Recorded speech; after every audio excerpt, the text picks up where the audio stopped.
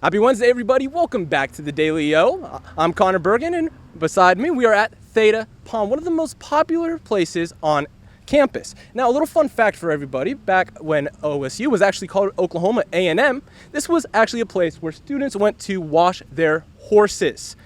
Now, we have an action-packed show for you today. We're starting off, just remember, it is a little hot out right now. Just to beat the heat, Christmas is only 122 days away right now.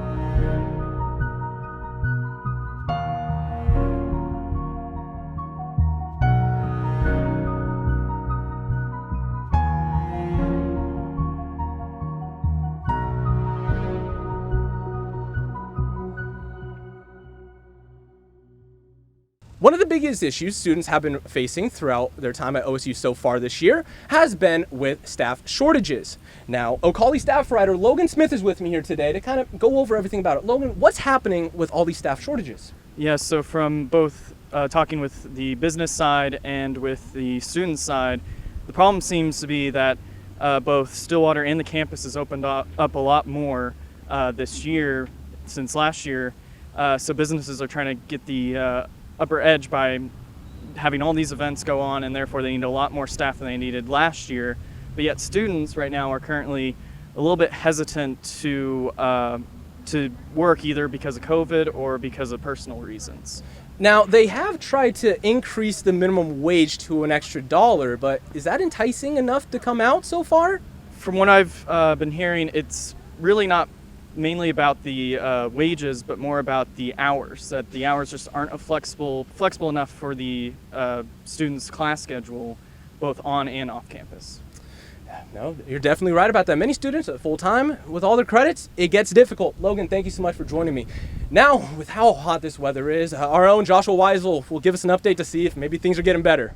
All right, welcome to this afternoon's edition of Stillwater Weather Live. I'm Joshua Weisel here in the Ocali Storm Studios, taking a quick look at the current conditions across the area, as well as a look at the rest of this evening into tomorrow's forecast. Starting off, current conditions across the area. The high right now is around 99, and it feels like 105. The reason it feels so hot is because we have the 60% humidity across the area, so it's going to be feeling quite hot for the rest of the evening. And then we do have a somewhat gusty wind around 16 miles an hour directly out of the south.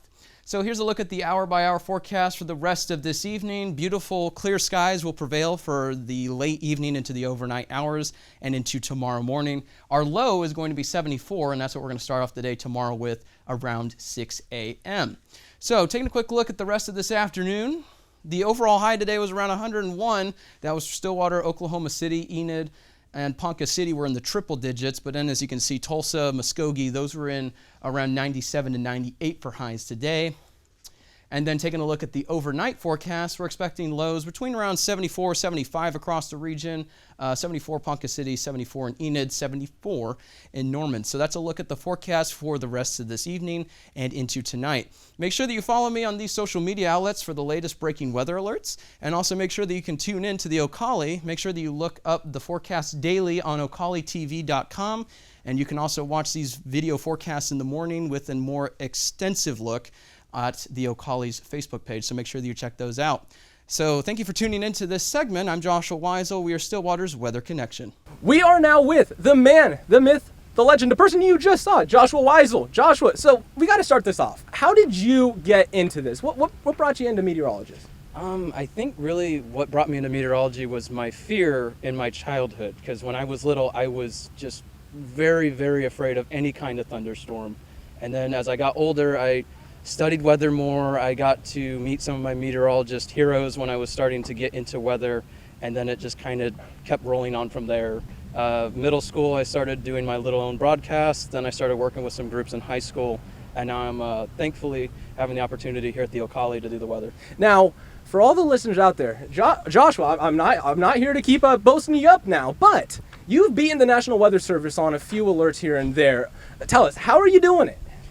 It's just every now and then, if you get a storm that looks like it's going to be a little severe, you just want to call it out before time. Or if, really, my biggest thing is that gut feeling. You know that storm's going to be bigger than it is. It's going to be stronger than it is already being mentioned. So I just want to give people that early warning before it hits, just so they know to prepare ahead of time, even if there isn't a warning, with that advanced warning from my gut feeling and just live observations. Joshua, you're amazing at what you do. Keep at it, and I can't wait to keep seeing all the weather reports. Thank you so Awesome, much. thank you. And that will wrap things up for the Daily O today. Make sure to read the Ocali at theocali.com, ocali.com, and also subscribe to the Ocali TV at ocalitv.com. For the Daily O, I'm Connor Bergen.